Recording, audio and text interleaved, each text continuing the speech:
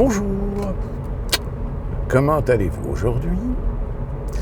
Aujourd'hui, une petite vidéo dans la playlist USA.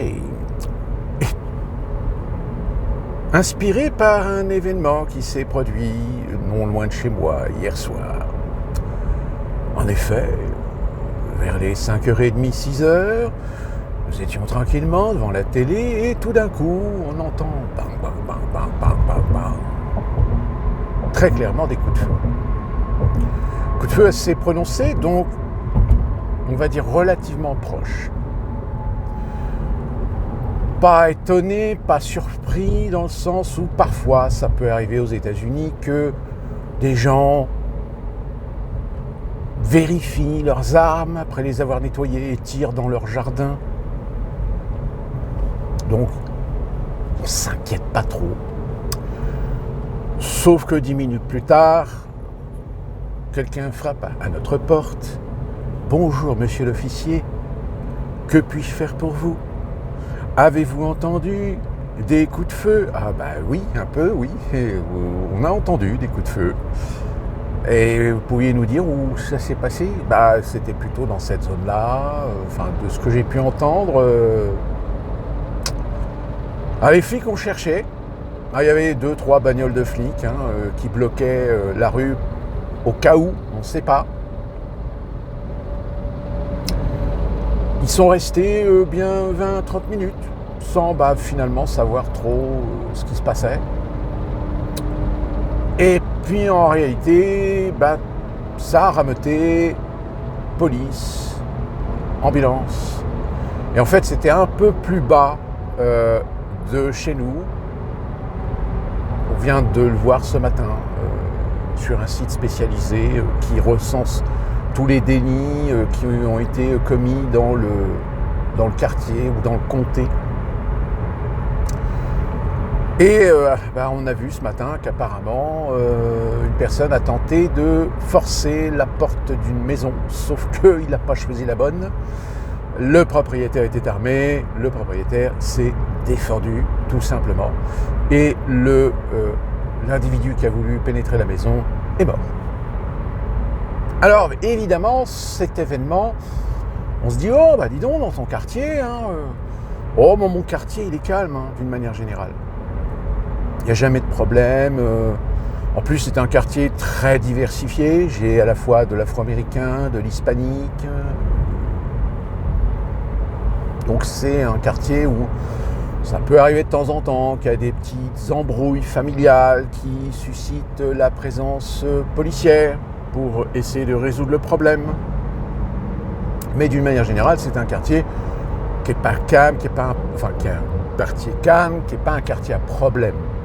Mais comme quoi, vous voyez, il ne faut jamais dire jamais. Et du coup, dans ces vidéos, oui, les armes aux États-Unis. Alors, j'entends bien qu'en France, en Europe, on entend souvent un peu tout et n'importe quoi concernant les armes aux États-Unis parce que c'est un problème. Alors, oui, tout ce qui est lié aux armes en général est un problème. Sauf que tout est une question de proportion. En revanche, il est vrai que lorsqu'il y a des drames qui se produisent aux États-Unis, qui plus est concernant des personnes qui ont décidé tout simplement de faire du mass shooting, c'est-à-dire de se défouler en tirant sur des gens pour un prétexte personnel ou de considération idéologique. Ce qui fait que aux États-Unis, il ne se passe pas une semaine sans qu'en effet on entende parler d'un mass shooting ou d'une personne qui a utilisé son arme dans un lieu public, etc. Mais à vrai dire, si vous suivez mes vidéos dans ma playlist, je vous avais déjà expliqué dans ce qui concerne les Américains que malheureusement, les Américains, en grande partie, pas tous, mais en grande partie, sont des gens hypersensibles. Et du fait d'être des hypersensibles, c'est des gens qui s'écoutent un peu trop et qui surréagissent lorsque les choses ne vont pas bien. preuve en est, vous l'avez peut-être vu, vous avez actuellement des médias français qui parlent du fait que il y a un scandale sur une publicité d'une marque de jeans aux États-Unis qui est American Eagle, qui ont décidé de faire une publicité avec l'actrice Sweeney Todd, Stone Sweeney, je ne sais plus son prénom, et qui est une actrice américaine, blanche, avec une plastique plutôt avantageuse. Et bien là, vous avez tous les wokistes féministes, mais très clairement psychologiquement perturbés, qui font des vidéos, des shorts, oui, regardez, le racisme, une blanche, ça ne représente pas la diversité, blablabla et blablabla. Bon, sauf que le problème, je pense que American Eagle est une marque plutôt qui touche une clientèle plutôt blanche, conservatrice. Donc normal, il faut une communication qui correspond à leur clientèle. Bon, sauf que cette affaire, elle est révélatrice qu'aujourd'hui aux États-Unis, les wokistes de tout poil commencent à se rendre compte que on commence à s'intéresser de moins en moins à eux parce que forcément, ils ont dépassé les limites. Ils se comportent comme des gamins, comme des hystériques, pour tout et n'importe quoi. Donc au bout d'un moment, si vous voulez, ça commence à suffire. Et donc, tout ça pour revenir au fait que, oui, aux États-Unis, on a la possibilité d'avoir une arme. Mais moi, qui ne suis pas américain, j'ai une autorisation permanente de résident, donc ça me donne le même droit que les Américains de pouvoir acheter une arme. Mais on est d'accord qu'on ne peut pas acheter une arme comme ça. Il faut un permis. C'est-à-dire qu'il faut que vous soyez enregistré à des registres qui permettent d'identifier non seulement l'arme numérotée que vous avez achetée, de telle manière à ce que si cette arme est retrouvée, on puisse savoir à qui elle appartient.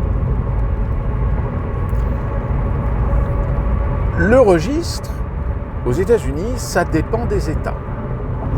Là encore, chaque État a une politique différente sur la façon dont on peut obtenir une arme. Et chaque État a une politique différente sur le port d'armes. C'est-à-dire que vous avez des États où le port d'armes est autorisé dans l'espace public, comme il y a des États où vous avez le droit de posséder une arme mais vous n'avez pas le droit de la porter dans l'espace public. Qui plus est même avec beaucoup de restrictions, c'est-à-dire dans une mallette avec le chargeur séparé.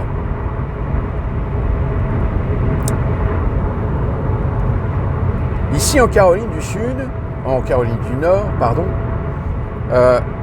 ceci dit avec la Caroline du Sud, il y a une différence. En Caroline du Nord, il y a des règles relativement restrictives, mais vous avez le droit, tant que ce n'est pas interdit, de porter votre arme au ceinturon ou d'avoir l'arme sur vous dans l'espace public. Évidemment, il y a beaucoup d'endroits, vous avez des écoles, des universités, des collèges, des musées, des centres commerciaux, des malls, des espaces privés où vous n'avez pas le droit de porter une arme à l'intérieur. Parce que généralement, vous avez un petit logo, Free Weapon, donc qui vous indique que vous ne pouvez pas rentrer avec une arme à la ceinture. Là où l'arme est beaucoup plus souple en matière de port, c'est en Caroline du Sud. Là, en Caroline du Sud, quand vous allez en Caroline du Sud, oui, vous avez plus de chances de croiser des gens qui possèdent une arme à la ceinture. Voire même un fusil d'assaut dans le pick-up. C'est pour ça qu'en règle générale, quand il y a indifférent entre automobilistes. On fait toujours gaffe quand il s'agit de quelqu'un qui a un truck, parce que souvent il se balade avec le fusil de chasse ou l'AR-45, qui est donc ce fameux fusil d'assaut, dans le véhicule. Alors évidemment, ça suscite évidemment beaucoup de débats. À chaque fois qu'il y a un mass shooting important, ça soulève encore une fois de plus la question, pas seulement du port d'armes, mais des ventes d'armes. Parce que oui, c'est là qu'est le problème. On est aux États-Unis, l'activité commerciale est une activité basée sur la liberté d'entreprendre, la liberté de business, et qui plus est, l'ultralibéralisme qui s'impose au business des armes et donc par conséquent permettre à chaque Américain d'acheter l'arme qu'il veut. Là encore, vous avez certains États qui imposent certaines réglementations restrictives sur le type d'armes que vous pouvez acheter. Mais, vous l'avez sans doute vu et entendu, il n'est pas rare, lorsqu'il y a un mass shooting, que tout d'un coup les démocrates tentent de relancer le débat de telle manière à pouvoir décrocher une loi fédérale qui interdit certaines catégories d'armes au public. Ce à quoi s'opposent évidemment les républicains qui, eux, font valoir le 4e amendement sur... Alors, le 4e amendement, je rappelle, c'est un amendement de la Constitution qui autorise un Américain d'utiliser tous les moyens disponibles pour défendre sa famille et ses biens. Alors, c'est pas marqué les armes, mais le principe, tous les moyens. Donc, les moyens, c'est évidemment l'arme à feu, sous différents aspects, quels qu'ils soient. Je vous avais déjà expliqué que j'ai le mari d'une amie qui un jour nous avait invités chez eux et il n'a pas su résister, me montrer son armoire dans laquelle il y avait un fusil à pompe, un AR-45, une Winchester et il avait un Colt 45 qu'il planquait tous les soirs sous son oreiller. Alors, en effet, est-ce qu'on peut parler d'une culture des armes aux États-Unis ? Oui. Oui, tout simplement parce que, comme dans tout pays, il y a des mœurs, il y a des traditions, il y a des règles qui s'installent. Et donc, il est inné pour les Américains d'avoir le droit de posséder une arme. Et quand tout à l'heure je vous parlais de proportions, évidemment que les drames arrivent.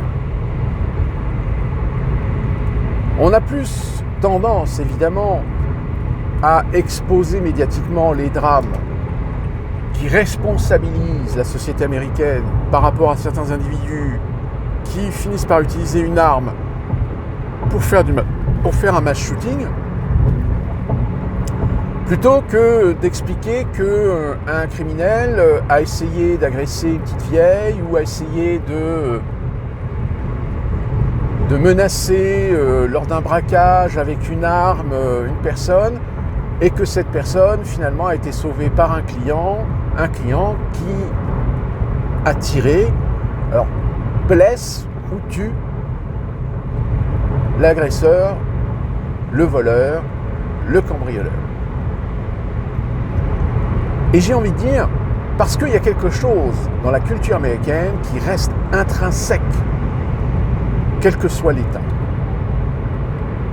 C'est la culture du western. Parce que oui, le fameux western, l'image du western du 18e et 19e siècle reste, même s'il y a beaucoup d'évolutions des mœurs qui se sont produites, reste quand même intrinsèque à la culture américaine, c'est-à-dire, si tu es un méchant, on doit avoir le droit de te punir. Et pas seulement en présence de policiers, pas seulement par la justice. Si une personne menace ta vie, menace ton intégrité physique, menace ta famille, tu as le droit de te défendre. L'autodéfense est quelque chose qui, pareil, est régulé selon les États. Certains États seront plus propices, selon la situation, à vous innocenter de la mort d'un cambrioleur parce que vous avez tout simplement usé de ce droit fondamental que vous avez dans la Constitution, c'est-à-dire défendre et protéger votre intégrité physique et celle de votre famille. Contrairement à d'autres États où là c'est plus compliqué parce que c'est des États qui sont beaucoup plus progressistes, comme la Californie par exemple, où la Californie, si vous avez le malheur d'être menacé par une arme détenue par un Afro-Américain, si vous tirez le premier, vous le tuez, vous finissez en tôle.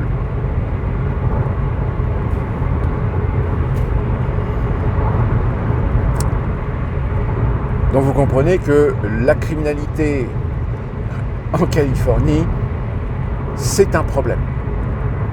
C'est un problème parce que les moyens sont détenus aujourd'hui par des gens qui défendent des idées progressistes et qui au final ne défendent plus les intérêts ou la sécurité du citoyen lambda américain, mais font de l'idéologie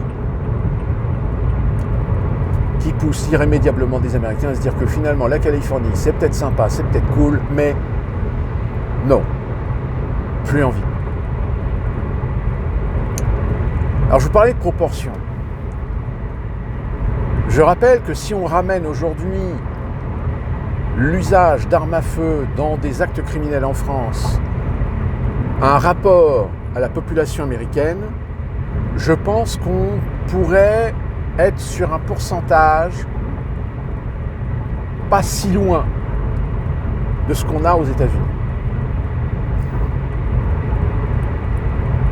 Sur le nombre d'armes en circulation aux États-Unis, si vous faites le rapport sur le nombre de crimes commis avec usage d'armes à feu, vous allez vous rendre compte que le pourcentage n'est pas aussi élevé que cela.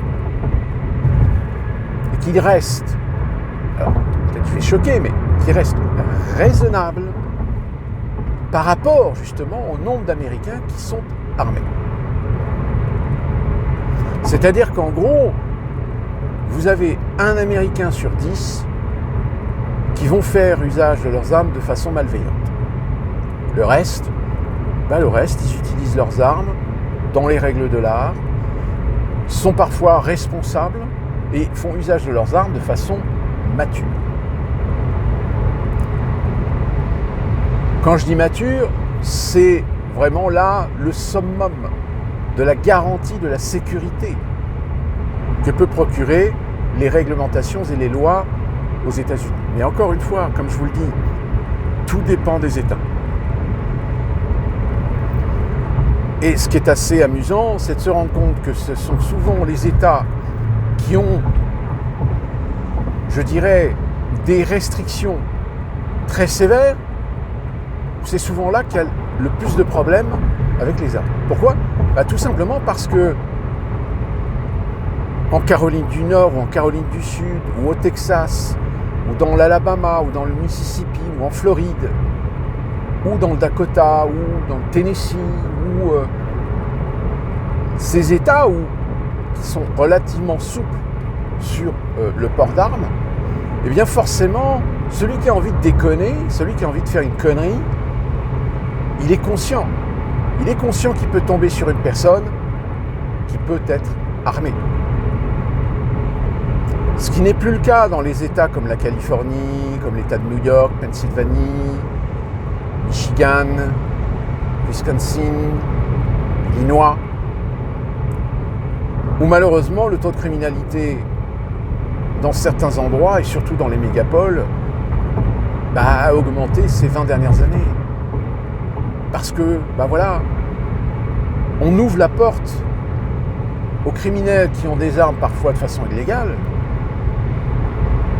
Dois-je vous rappeler que les quartiers sud de Chicago sont de triste réputation. C'est-à-dire que c'est des quartiers où toutes les semaines, il y a des morts. Des morts par arme à feu. Des règlements de compte entre bandes rivales, entre gangs.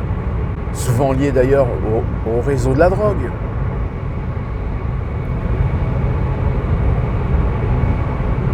Alors,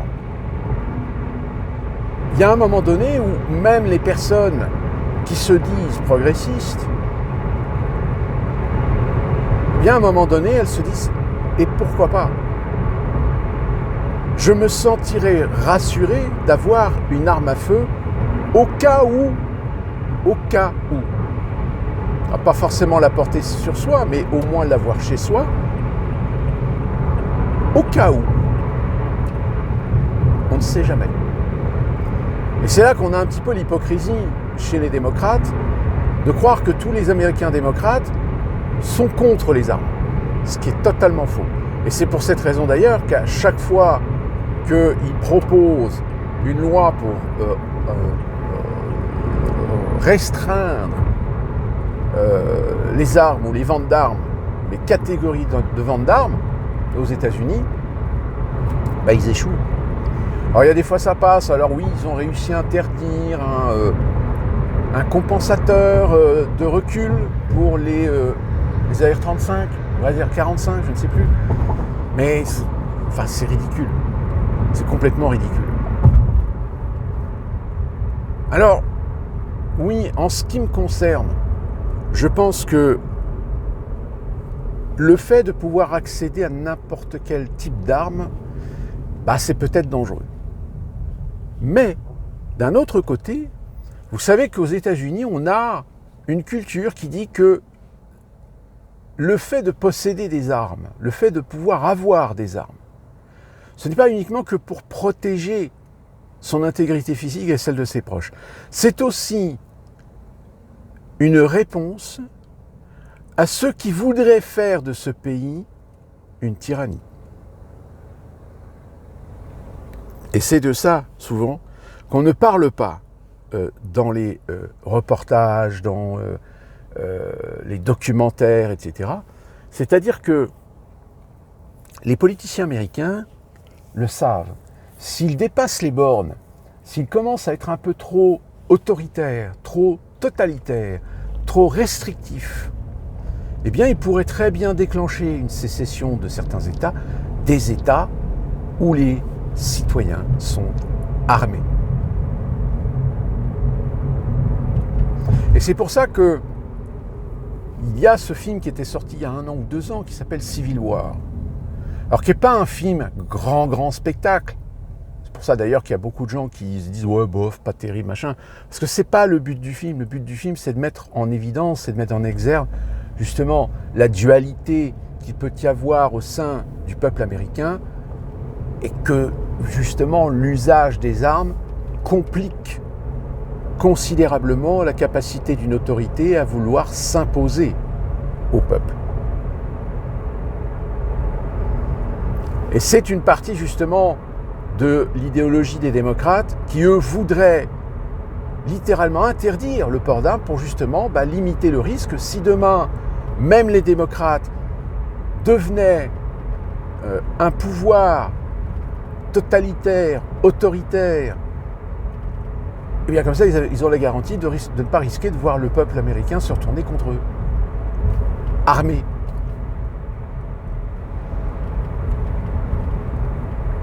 Alors évidemment, la question que vous allez vous poser pour terminer cette question, c'est est-ce que tu as une arme ? Toi-même, est-ce que tu es armé ? Alors non, j'ai pas d'armes chez moi. J'ai uniquement des armes blanches, mais je n'ai pas d'armes à feu. Mais, avec ce qui vient de se passer à côté de chez nous, ma femme, elle, pourtant c'est une progressiste, eh bien, elle envisage l'idée que peut-être ça serait bien qu'on possède à la maison une arme à feu, à titre défensif.